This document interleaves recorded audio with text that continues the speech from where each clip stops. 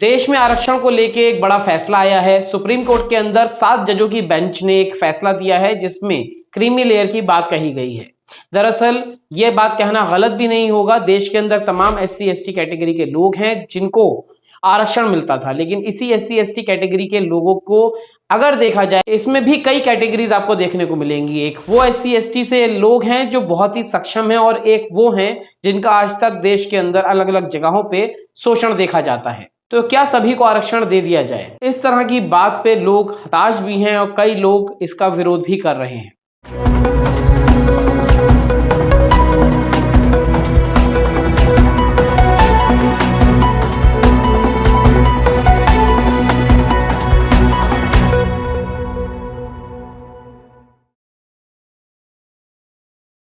नमस्कार, मैं मोन्टू राजा, anti corruption India से स्वागत है आपका। देश के अंदर तमाम एससी एसटी के लिए अलग कानून बने हैं, कई अलग सुविधाएं भी दी जाती हैं। यहाँ तक कि जो आरक्षण है वो उन लोगों को मिलता है तमाम, चाहे वो नौकरी हो, एडमिशन हो या फिर अन्य कोई जगह या फिर कोई सरकारी काम, वहां पे आपको कोटा जरूर मिलेगा। लेकिन अब कहने वाली बात यह है, जो सक्षम है क्या उनको भी कोटे की जरूरत है? ये सवाल कई बार उठा है। इसी को लेकर उत्तर प्रदेश के जो मंत्री हैं राजभर, उन्होंने भी इस पर टिप्पणी की है, जिसमें उन्होंने कहा है, क्या कुछ कहा है एससी एसटी को लेके और सुप्रीम कोर्ट के इस फैसले को लेके, सुनिए।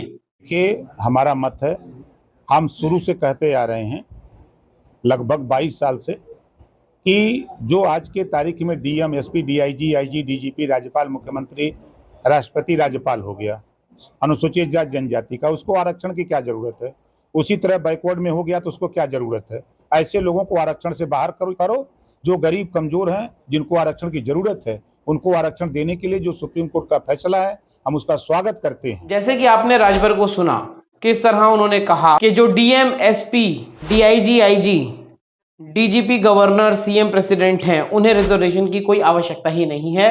वो खुद इतने सक्षम हैं, उनको किसी तरह का कोई रिजर्वेशन नहीं मिलना चाहिए। इसके बदले जो गरीब हैं, जो जरूरतमंद हैं, उनको रिजर्वेशन देना चाहिए, जिनको असल में इसकी जरूरत है। इसी के साथ ये कहा गया कि सब क्लासिफिकेशन करना चाहिए। आपको बता दें, सब क्लासिफिकेशन जो है वो केंद्र सरकार के हाथ में था, लेकिन अब इस फैसले के बाद जो राज्य सरकारें हैं वो भी क्लासिफिकेशन कर सकती हैं, जिसके तहत वो क्रीमी लेयर को अलग और जो जेन्युइन और जिनको जरूरत है उनको अलग कैटेगरी में शामिल किया जा सकता है। इनको भी कैटेगराइज ए, बी और सी में रखा जाना चाहिए। तमाम इस तरह के लोग कह रहे हैं। आप क्या सोचते हैं इस क्रीमी लेयर के बारे में? अपना विचार जरूर साझा करें। अगर आप एससी एसटी कम्युनिटी से हैं तो आपको लगता है कि एससी एसटी को हटा के जो भी जरूरतमंद है उसको आरक्षण देना चाहिए, या फिर एससी एसटी के अंदर जो क्रीमी लेयर है उसको हटा देना चाहिए और एससी एसटी में जिसका आज तक शोषण हो रहा है उनको इसका फायदा मिलना चाहिए? क्या आपको लगता है कि एससी एसटी के वो तमाम लोग भी इसका फायदा लेते हैं जो अब सक्षम हो चुके हैं?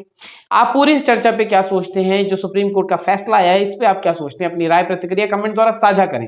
अगर चैनल को अभी तक सब्सक्राइब नहीं किया, सब्सक्राइब, लाइक और शेयर कर लें। एंटी करप्शन इंडिया न्यूज को आप फेसबुक, ट्विटर और इंस्टा पे फॉलो कर सकते हैं। अगली अपडेट के साथ आपके समक्ष फिर प्रस्तुत होंगे। नमस्कार।